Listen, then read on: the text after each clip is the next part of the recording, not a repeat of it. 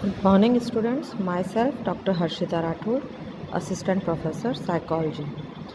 कल हमने बात की थी, जो पिछला हमारा लेक्चर था उसमें हमने कि सेंट्रल टेंडेंसी क्या होती है, यानी कि केंद्रीय प्रवृत्ति, और केंद्रीय प्रवृत्ति के क्या क्या मान होते हैं। तो आज हम देखेंगे कि केंद्रीय प्रवृत्ति का जो सबसे पहला मान है या केंद्रीय प्रवृत्ति ज्ञात करने का जो सबसे पहला तरीका है, दैट इज़ कॉल्ड मीन, या जिसे हम मध्यमान कहते हैं, उसे हम स्टैटिस्टिकली कैलकुलेट कैसे करते हैं। तो सबसे पहले मीन को कैलकुलेट करने से पहले हम इसकी कुछ विशेषताएं और कुछ लिमिटेशंस के बारे में जानेंगे। मध्यमान या मीन को आप औसत की तरह भी समझ सकते हैं।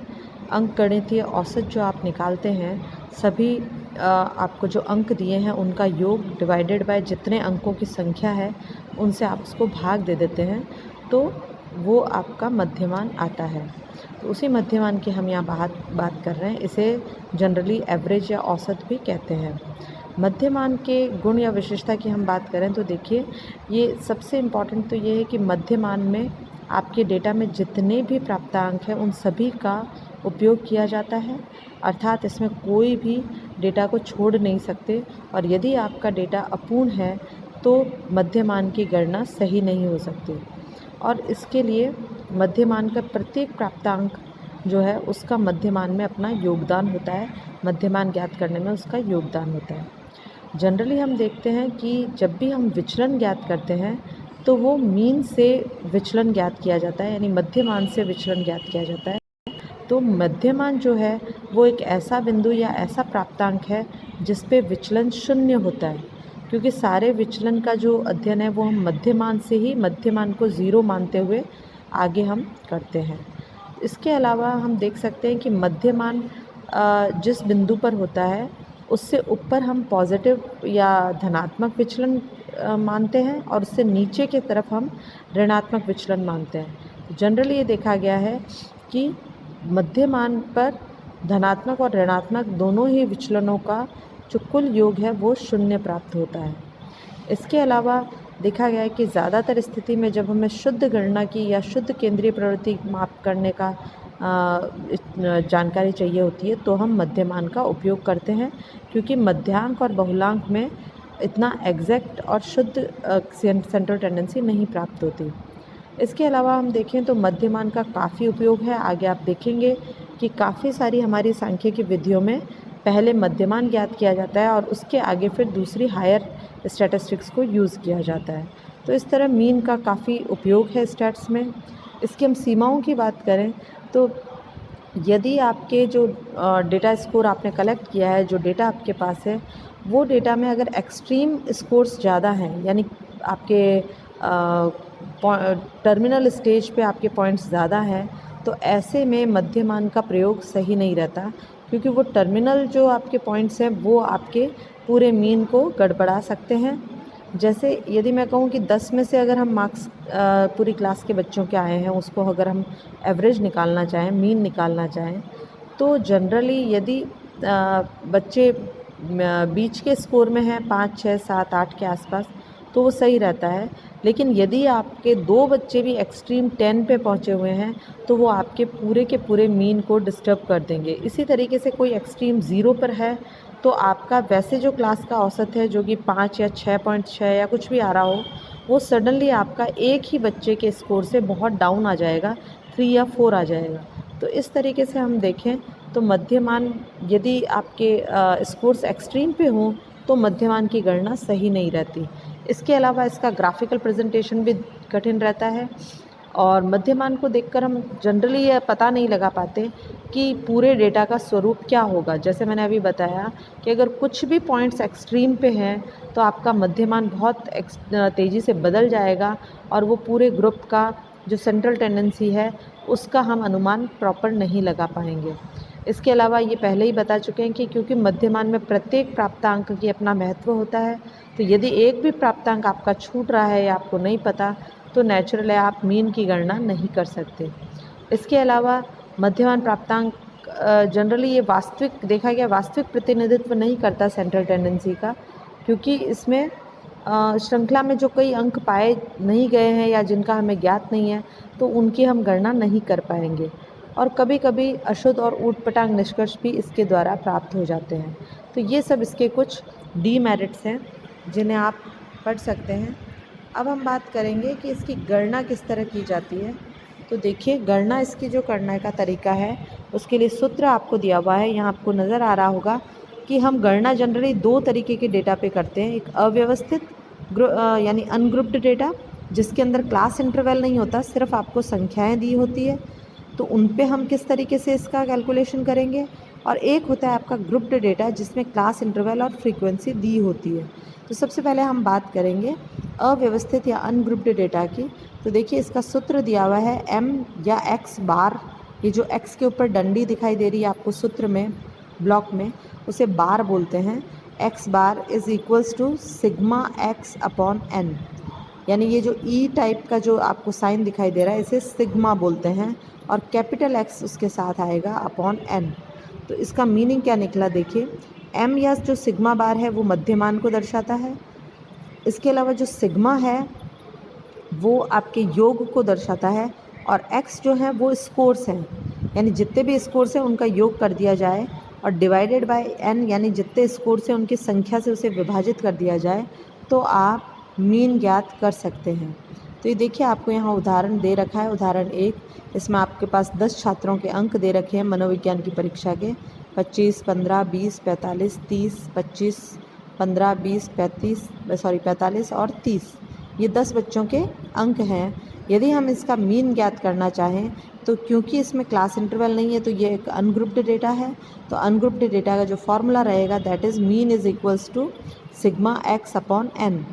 अब आप सिग्मा एक्स अर्थात सभी जो आपके स्कोर्स हैं उनको आप जोड़ लेंगे। तो देखिए, यहाँ सभी अंकों को जोड़ा हुआ आपको दिखा रहे हैं, और उसका कुल जो योग आ रहा है वो 270 आ रहा है। और 270 के साथ ही जो प्राप्तांक कितनी संख्याओं का लिया गया वो n इज़ इक्वल्स टू 10, यानी 10 प्राप्तांक हैं आपके पास, और उन 10 प्राप्तांकों का योग 270 है। तो इसका आप मान रख लेंगे, sigma X is equals to 270 divided by n का मान रख लेंगे 10, तो ये आपके पास 27 आ गया। यानी कि आपका जो मीन है वो इस क्वेश्चन का 27 है, यानी मध्यमान 27 प्राप्त हुआ। तो इस तरीके से हम किसी भी अनग्रुप्ड डेटा के मीन को ज्ञात कर सकते हैं। अब हम बात करेंगे ग्रुप्ड डेटा का मीन। तो ग्रुप्ड डेटा का जो मीन हम ज्ञात करते हैं वो जनरली दो तरीके की विधियों द्वारा ज्ञात किया जाता है, दीर्घ विधि और लघु विधि। तो सबसे पहले हम दीर्घ विधि की बात करेंगे। तो देखिए, दीर्घ विधि का यहाँ फॉर्मूला आपको सूत्र दिखाई दे रहा होगा बॉक्स के अंदर। मीन या सिग्मा बार, जो कि मीन का ही एक तरीका है, या मीन को ही सिग्मा बार भी बोलते हैं। तो mean is equals to sigma F X upon N. यहाँ इनके हम एब्रीवेट्स जो हैं यानी चिन्ह जो हैं उनके अगर मीनिंग देखें तो देखिए, एम या सिग्मा बार तो वही मीन है, एम या एक्स बार जो है वो मीन है, सिग्मा यहाँ पे फिर वही योग का निशान दर्शाता है। एफ़ और एक्स जो है, एफ़ यानी आवृत्ति, वर्गांतर के आगे आपको क्वेश्चन में आवृत्तियाँ दी होगी प्रत्येक वर्गांतर की, तो वर्गांतर की आवृत्तियाँ जो है वो है एफ़ फ्रीक्वेंसी।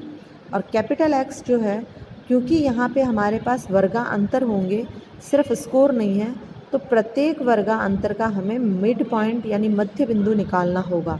तो उस मिड पॉइंट या मध्य बिंदु को ही हम x यानी स्कोर के रूप में लेते हैं। तो x इज़ इक्वल्स टू वर्गांतरों का मध्य बिंदु, f इज़ इक्वल्स टू वर्गांतर की आवृत्ति, दोनों को मल्टीप्लाई कर देंगे तो fx हो गया, और मल्टीप्लाई करके जब हम जोड़ेंगे यानी गुणा करके जब जोड़ेंगे तो वो हो गया sigma F x divided by n, यानी वही आपके पास जितनी भी आवृत्तियाँ हैं उनका योग, उनकी संख्याओं का योग बेसिकली, वो आपका n कहलाता है। अब देखिए, हम नीचे एक एग्जाम्पल दे रखा है तालिका 9.1 में, किस तरह हम कैलकुलेट करेंगे। इसमें आपको पहला जो कॉलम है वो CI यानी वर्गांतर का दिखाई दे रहा है, जिसमें कि आपके वर्गांतर आरोही क्रम में लगा रखे हैं, यानी नीचे छोटा और ऊपर बड़ा। आपको हमेशा इस बात का ध्यान ही रखना है कि हमेशा आप आरोही क्रम में ही डेटा को लें। यदि ये उल्टा होता तो हम इसे पहले आरोही क्रम में लगाकर सीधा करते। देन आपको प्रत्येक वर्गांतर की आवृत्तियाँ दी हुई है, और आवृत्तियों का कुल टोटल यानी n आपको ऑलरेडी दे रखा है 45। अब इन दो ब्लॉक जो है ये तो हमारे क्वेश्चन के ब्लॉक रहते हैं, इसका जब हम आंसर निकालना शुरू करेंगे तो सबसे पहले हम मिड पॉइंट निकालते हैं। तीसरा ब्लॉक जो आपको मिड पॉइंट का दे रखा है दैट इज़ कॉल्ड एक्स। तो देखिए मिड पॉइंट का फॉर्मूला मैं पहले भी आपको बता चुकी हूँ पिछली क्लासेस में कि mid point is equals to exact lower limit plus exact upper limit upon 2। यानी कि लोअर लिमिट और एग्जैक्ट अपर लिमिट जो है आपको जैसे 3 से 5 ये एक क्लास इंटरवल है, इसकी एग्जैक्ट लोअर लिमिट हो जाएगी 2.5 और एग्जैक्ट अपर लिमिट हो जाएगी 5.5। यानी 5 में आप 5.5 प्लस करके और नीचे वाले में 0.5 को माइनस करके आप एग्जैक्ट अपर और एग्जैक्ट लोअर लिमिट निकाल लेंगे। इन दोनों का जो योग है उसमें आप 2 को डिवाइड कर देंगे तो आपके पास आ जाएगा मिड पॉइंट। तो देखिए 2.5 प्लस 5.5 आप करते हैं तो वो आएगा 8 और 8 डिवाइडेड बाय आप 2 करेंगे तो वो आ जाएगा 4। तो इस तरीके से आप प्रत्येक वर्गांतर का मिड पॉइंट निकाल लेंगे। प्रत्येक वर्गांतर का मिड पॉइंट निकालने के बाद आप प्रत्येक मध्य बिंदु यानी मिड पॉइंट को उसकी की आवृत्ति से गुणा कर देंगे। जैसे 25 को 1 से, 22 को 3 से, 19 को 4 से, 16 को 10 से, 13 को 11 से, 10 को 8 से, 7 को 6 से और 4 को 2 से।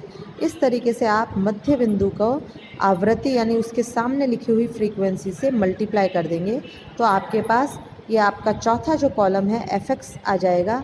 और एफ जितने भी आपके पास आएंगे उन सभी को जब आप जोड़ देंगे तो आपके पास सिग्मा एफ आ जाएगा जो कि यहाँ पे 600 आ रहा है। अब आपके पास जो हमारा फॉर्मूला है उसके दोनों वैल्यू आ चुकी है यानी सिग्मा एफ भी आपके पास है और एन भी आपके पास है। तो आप सूत्र के अंदर दोनों का मान रख देंगे। तो आप देखिए सूत्र में मान रखने पर आपको यहाँ दिखाई दे रहा होगा mean is equals to sigma F upon N किया यानी 600 अपॉन 45 इक्वल्स टू जब आप डिवाइड करेंगे तो 13.33 ये आपका मध्यमान या मीन आ जाएगा। तो इस तरीके से आप मध्यमान कैलकुलेट कर सकते हैं। इसके आगे वाली जो सेकंड इसकी मेथड है दीर्घ विधि उसको हम अगले लेक्चर में लेंगे क्योंकि एक ही लेक्चर में आपको ये समझना थोड़ा सा कठिन हो जाएगा। तो सबसे पहले आप मिड पॉइंट निकालने की प्रैक्टिस करें और उसके बाद आपके जो भी आपके पास बुक है उसमें कुछ प्रैक्टिस क्वेश्चन पीछे दे रखे होंगे तो आप दीर्घ विधि द्वारा मीन निकालने की प्रैक्टिस करें। इसके नेक्स्ट लेक्चर में हम शॉर्ट मेथड के द्वारा मीन निकालना ज्ञात करेंगे। Thank you.